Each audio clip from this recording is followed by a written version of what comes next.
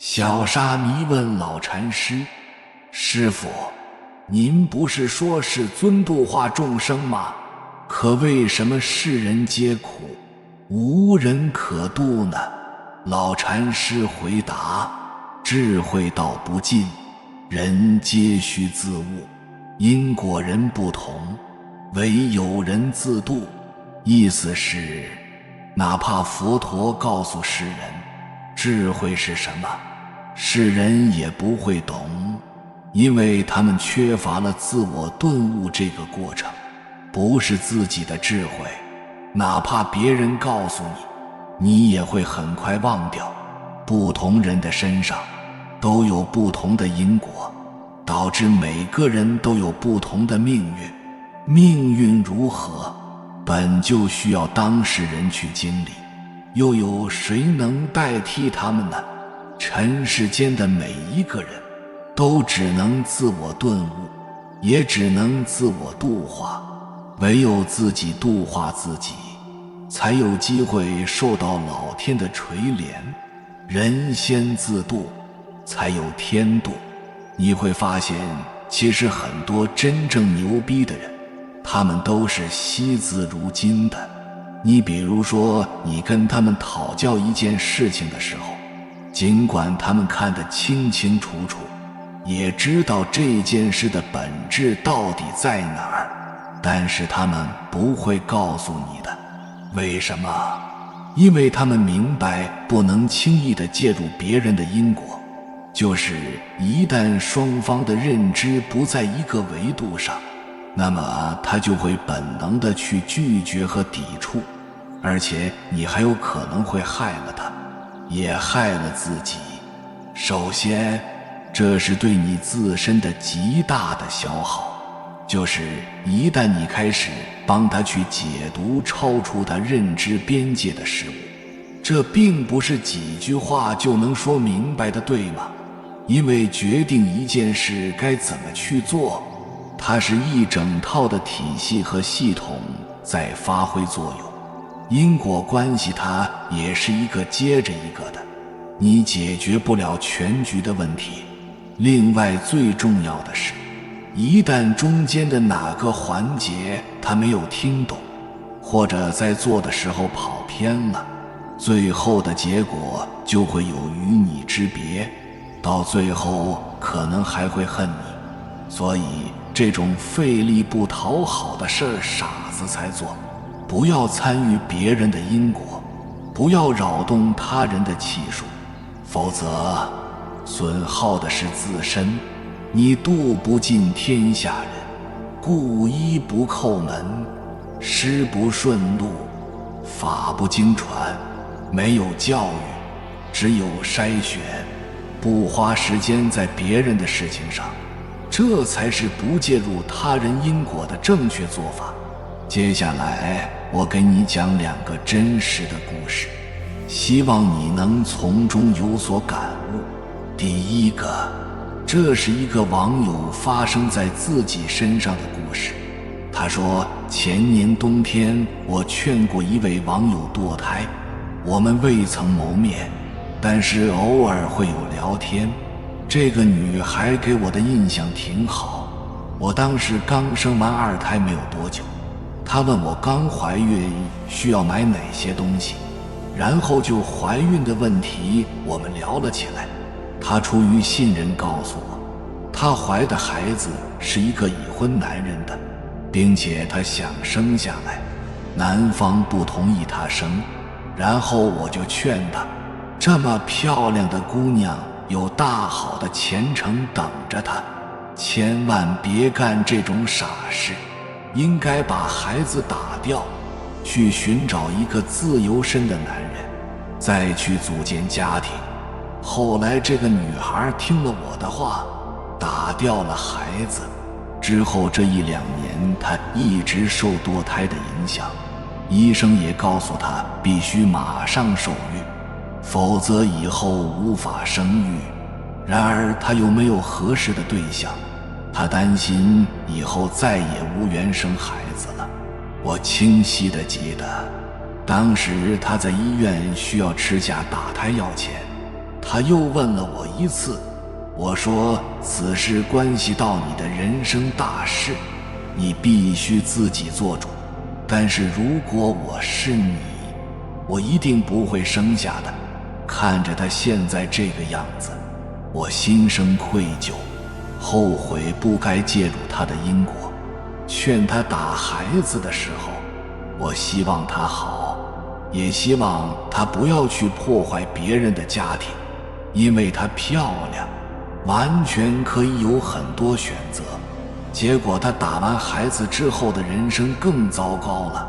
现在他说随时想结束自己的生命，这时候我害怕了，我害怕自己的行为会间接地害了2条生命。还有劝他打完孩子之后，我家的老二突然有一只眼睛看不见了，跑了很多医院都查不出问题，不知道跟这件事情有没有关联。其实类似的情况还有很多，有些事情我们只是没有去看见。比如你自己也不富裕，但还是勉强借钱给朋友，结果却陷入了无尽的漩涡。每个人都有自己的能量场和命运，我们不应该随意干涉他人的生活。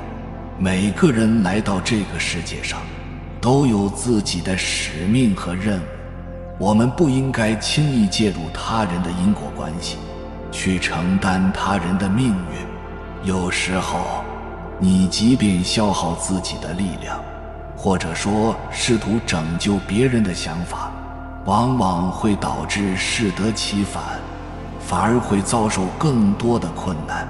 很多人都熟悉扁鹊见蔡桓公的故事。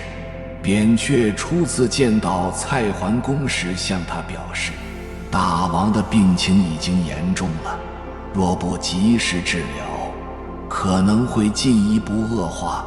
然而蔡桓公却回答说自己并没有生病，甚至嘲讽郎中们喜欢给没有病的人治病，以此来炫耀自己的能力。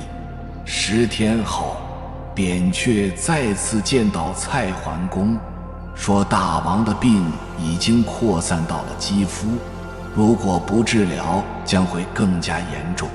蔡桓公开始不高兴了。再过10天，扁鹊再次见到蔡桓公，大王的病已经深入到了肠胃，如果不治疗，可能会危及生命。蔡桓公变得更加愤怒了。最终众所周知，仅仅过了15天，蔡桓公就因病去世了。不要参与别人的因果，不要扰动他人的气数，否则损耗的是自身。你度不尽天下人，故衣不叩门，师不顺路，法不经传。没有教育，只有筛选，不花时间在别人的事情上，这才是不介入他人因果的正确做法。每个人来到这个世界上，都会面临和解决自己的问题，即使我们提供的建议和帮助，但如果对方不愿意接受，或者不认为自己有问题，那么这些努力只会是徒劳无功，只会消耗我们的精力和能量。即使这个人是我们的亲密朋友、兄弟姐妹，甚至是父母，我们也不能强迫他们接受帮助。有时候，只有当他们自己痛苦到一定程度时，才会醒悟过来。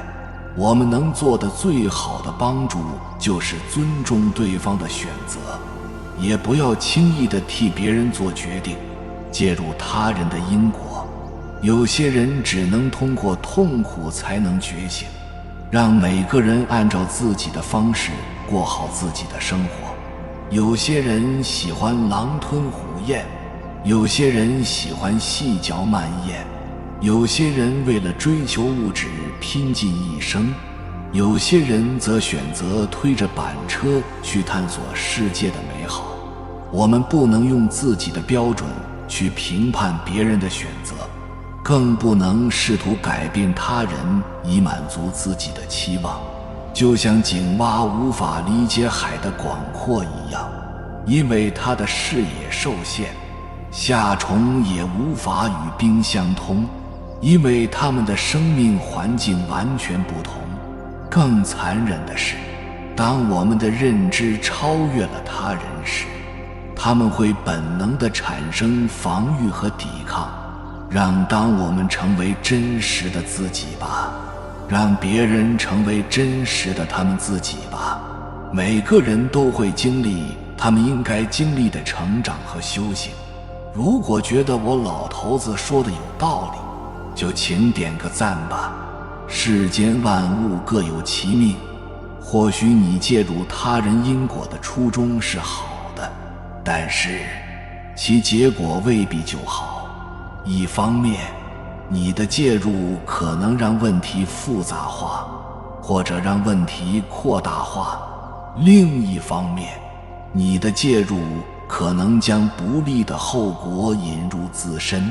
因果面前没有绝对的对错，但是冥冥之中自有定数。一个人一生的命运，切说寿命、运势都有自己的定数。何时遇到挫折，何时遇到贵人，何时发财，何时死亡，都是上苍安排好的，是写在命运里的。你又凭什么介入呢？介入他人的因果，后遗症是严重的。因为人的因果，我们一直处在其中；我们自己的因果，他人也一直处在其中。介入他人的因果，目的是想改变因果。既定的因果不可改，未定的因果当然可改。他人因果是指其他人所经历的因果关系，与自己的因果关系无关。每个人都会因自己的善恶行为而遭受相应的果报，这是由个人的因缘所决定的。我们不能因为别人的因果而轻易地对他们进行评判，更不能将别人的因果问题归咎于自己或者其他无关的人。如果我们看到别人正在遭受痛苦或困难，可以尽力提供帮助和支持，但我们不能替代别人的自我奋斗，也不应该接受别人不良行为的代价。他人的因果不影响个人的责任和义务，相应的，个人的行动和选择也不应该受制于别人的因果影响。只有通过尊重每个人的自主权和主观能动性，才能够建立一个有序、公正、和谐的社会环境。为何不要轻易介入他人因果？如果我们发现别人面临困难或者遭受不幸，可以提供必要的帮助和支持，但是我们也需要意识到自己的限制和局限性，避免过度干预别人的生活和命运，给别人造成更多的困扰和伤害。但是我们千万不要轻易和强行介入他人因果，他所经历的事情是他自己的因果，你贸然介入进去，就等于替他背下了这个因果。一旦你轻易干涉他人因果，就要承担相应的果报。最严重的情况下，你会遭到非常凶险的反噬。01涉及个人自由意志，每个人都有自己的人生轨迹和命运，应该享有自由选择和决定的权利。我们不能代替别人做出重要选择，也不能干预别人遭遇的因果关系。因此，尊重别人的自由意志是保护人类尊严和权利的基本原则。02不易判断正确性。一个人的遭受的果报是由其自身的善恶决定的，但从另一方面来说，我们不能轻易判断别人所经历的因果究竟是应有的结果，还是不应该的错误。因此，介入别人的因果问题容易导致不必要的争端和误解。03理性思考和正义法律。在一个社会中，我们应该以理性思考和正义法律为基础来处理不同人之间的因果关系。只有通过客观的证据、公平的法律程序以及人性的同情心，才能够最大程度地维护公正和平等。3常见几种介入他人因果情形。介入别人的因果关系不仅会影响到别人的生命和命运，也会对自己的心理健康和道德操守产生影响。如果我们希望生活得更加健康和有益，就应该注意保持适当的距离和独立性，避免过度介入他人的因果问题。只有通过尊重和理解他人，才能够更好地发展自己的智慧和慈悲心。01贪心嫉妒。有时候我们会注意到别人收到了许多好处或者幸福的生活，而我们自己则感到不公平和妒忌心理。如果我们开始干扰或破坏别人的成功和幸福，就会介入别人的因果关系。02堕落乱行。如果一个人长时间从事恶行或者伤害他人，就可能遭受相应的因果报应。如果我们协助或支持这些行为，甚至是参与其中，就会被视为介入了别人的因果。03心理干预。虽然我们无法控制别人的心理状态和情感状态，但某些行为可能会对别人造成极大影响。例如说谎、诽谤、隐瞒事实等行为都可能影响别人的意志和决策，进而影响到其因果关系。04奉献精神。很多人希望通过奉献和利他行为来帮助其他人，从而获得更多的好处和回报。但如果我们过于介入和操纵别人的生活和命运，就会失去自己的独立性和尊严，损害自己的因果报应。4轻易介入他人因果容易引来灾难。介入别人的因果关系可能对自己和别人产生很多负面影响，因此我们应该保持适当的距离和独立性，尊重和理解他人的选择和决定，从而建立更加和谐和善良的人际关系。01对自己的伤害。如果我们过于介入别人的因果关系，就可能失去自己的独立性和尊严，导致对自己的伤害和损害。